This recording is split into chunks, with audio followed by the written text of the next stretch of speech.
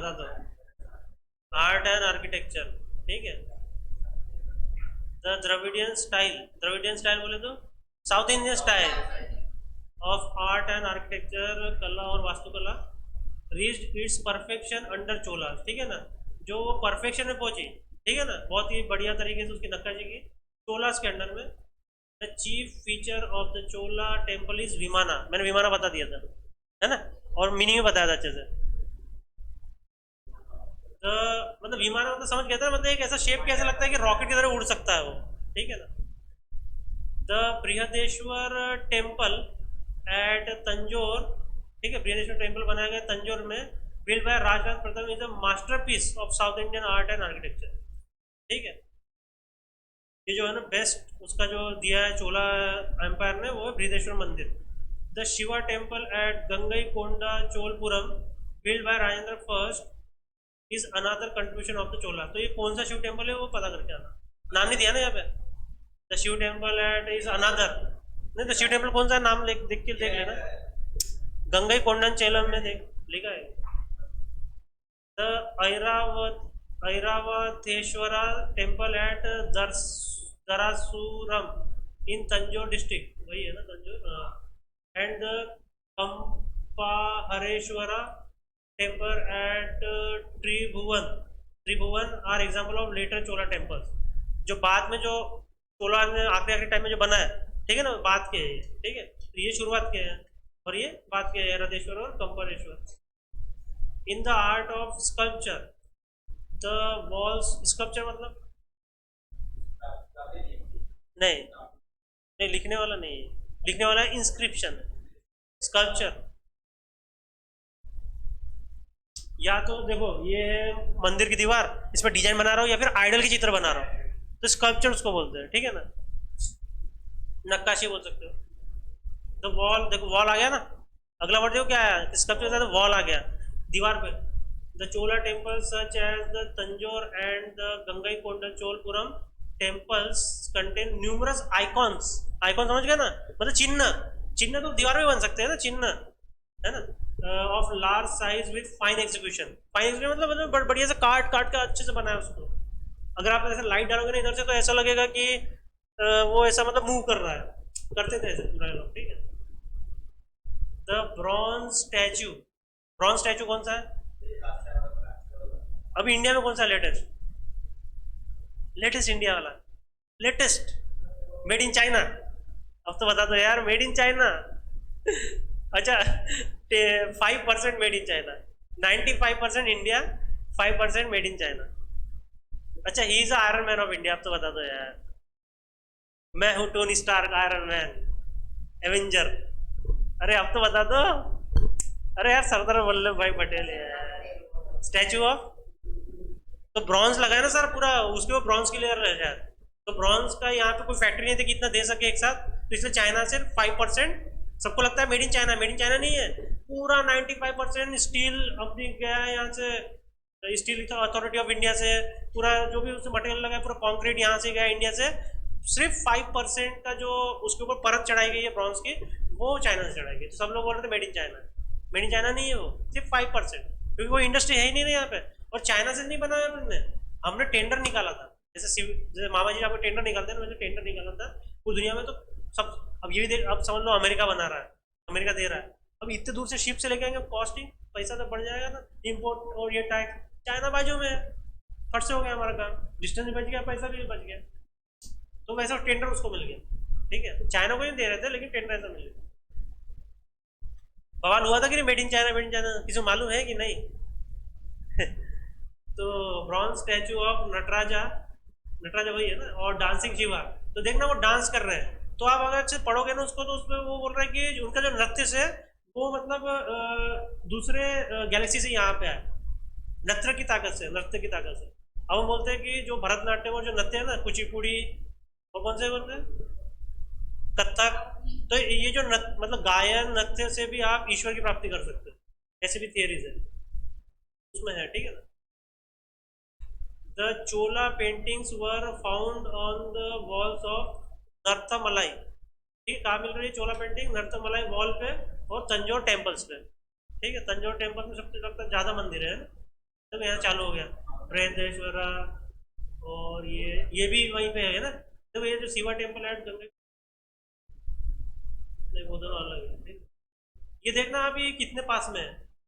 ये अपना तंजौर और गंगे कोंडा चोलपुरम कितने दूर है, एक डिस्ट्रिक्ट में आते हैं क्या आते हैं, नहीं क्या? आप सर्च करोगे तमिल लिटरेचर अंडर चोलास। अब इन्हें साहित्य का क्या है इसमें, Shiva Kasun Tamhini तामानी was written by थिरुथक्कर देवर कुंडा लाकेसी। तो लिखने वाले का नाम भी नहीं पढ़ पा रहे हो और जो लिखा हो, तो ये ठीक है ना। फिर से पढ़े, शिवा शिवा कासिन तामानी, ठीक है। अच्छा हाँ शिवा काश, अच्छा शिवा काशी, शिवा काशी ये इंग्लिश में है ना, हिंदी में तो सही रहता शिवा काशीन तामिनी। तमिल जैसा आप हाँ ऐसे याद कर सकते हो तोड़ तोड़ के, ठीक है।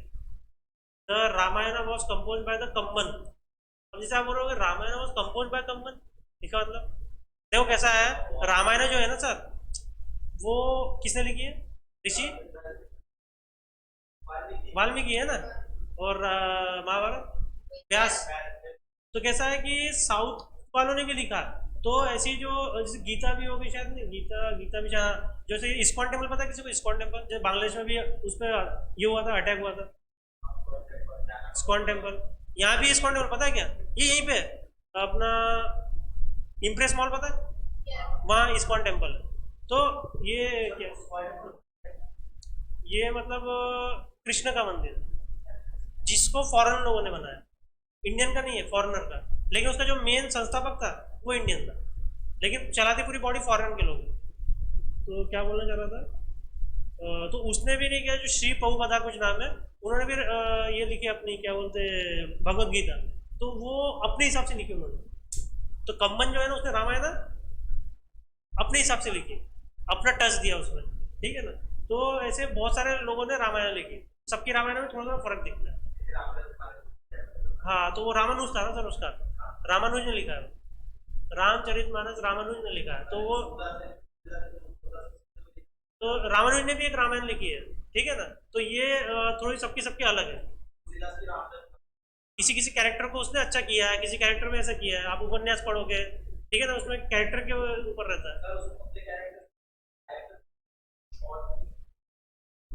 ठीक है ना। तो कम्बन जो है ना, रामायण समझ गए, मतलब कंफ्यूजन नहीं होना चाहिए, बोले यार रामायण तो कम्बन ने लिखा ही नहीं, कौन है कम्बन, ठीक है।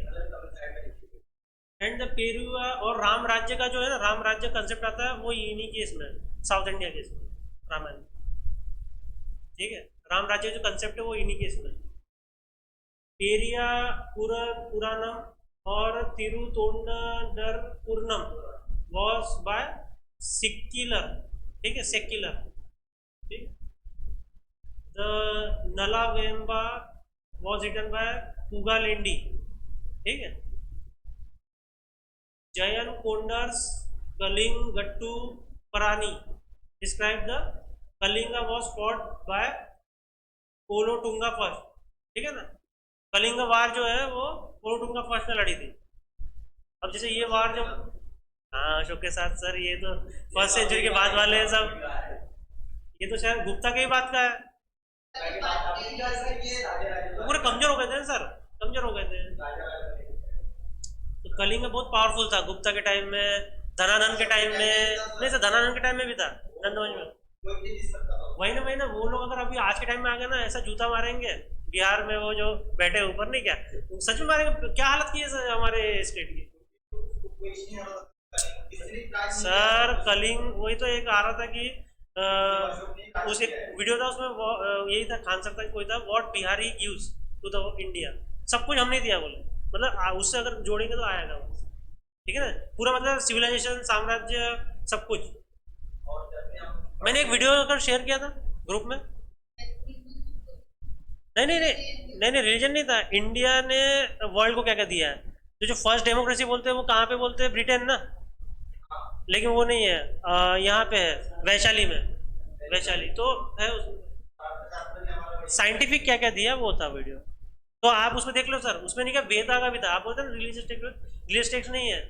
देखो जैसे कुरान है, कुरान को समझना है तो हदीस है, और क्या क्या कहते हैं, आपने एक तो वर्ड बताया था, कुरान का समझ है तो हदीस है, और क्या रहता है, और क्या पढ़ना पड़ता है?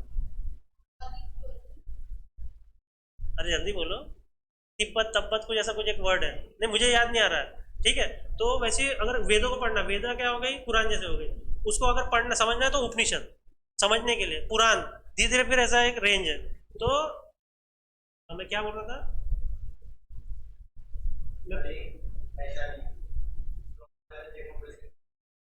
तो पता नहीं क्या बोल रहा था, लेकिन उन चीज़ों को समझने के लिए ये बुक्स है। ठीक है ना? हाँ, सर जो बोल रहे थे कि वो रियलिस्टिक साइंटिफिक है, उसको एक्सप्लेन कहानियों के रूप में फिर यहाँ पे किया साइंटिफिकली। मैंने बताया था मैम, एक बुढ़ा था 60-70 साल का, वो जवान कैसे हो गया था, उसे प्रोसेस दी है सर, उसे प्रोसेस दी है जवान होने की। कुछ समझ रहे क्या सर? और उसे पौधे का नाम भी दिया, लेकिन वो पौधा मिलता नहीं है, मतलब विलुप्त हो गया क्या। अब देखो क्या होता है, आप फिल्म देख लो कई सारी, आपने अगर ब्लैक पैंथर देखी होगी, सऊदी अरब में पहली हॉलीवुड की फिल्म लगी थी ब्लैक पैंथर। ठीक है ना?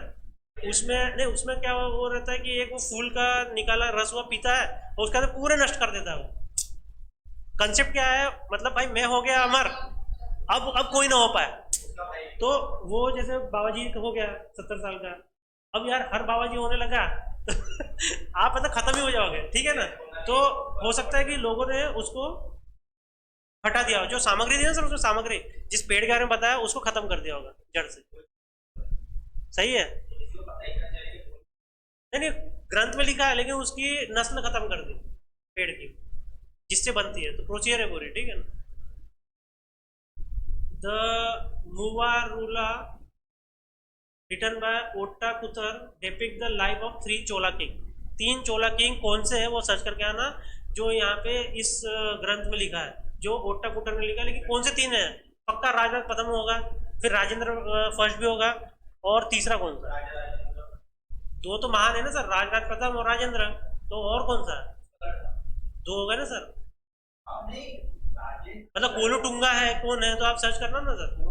अरे प्री में आएगा सर क्वेश्चन, मुझे मत पूछो, आप गूगल में सर्च कर लेना कि ये 3 किंग कौन से थे। ठीक है?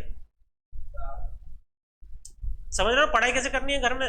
जब आप अगले साल पढ़ोगे अच्छे से, तो हर चीज तो ना लिख देगा यार वो, है ही नहीं है? नोट्स वाला लिखने वाला इतना, लेकिन वो 3 किंग कौन से आपके मन में क्वेश्चन आना चाहिए। हर लाइन पढ़ते हो आपके मन में क्वेश्चन आना चाहिए कि देखो ये कैसा है, वो कैसा है, नहीं क्या? क्वेश्चन आपके मन में आना चाहिए। वर्क्स ऑन तमिल ग्रामर पर कालादम। ठीक है ना? अभी देखो किसकी बात कर रहा है, व्याकरण की बात कर रहा है, तमिल व्याकरण। ठीक है ना? सबकी व्याकरण होती है। आप अभी हिंदी साहित्य लिए, उर्दू साहित्य लिए, सब में व्याकरण आएगा, है ना? व्याकरण है ना, रहता ही है। तो कलातम है जो है तमिल ग्रामर की नाम है उसका। ठीक है? बाय कला कला दानर।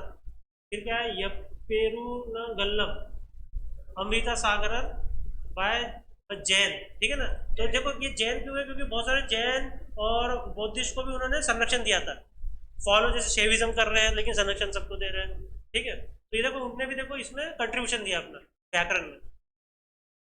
नानुल बाय पवानंदी और वीरा सोलियम बाय बुद्धा मित्र। अब समझ रहे हो ना, बुद्धिज्म वाला ही होगा। उसने यहाँ देखो तमिल व्याकरण में क्या दिया अपना,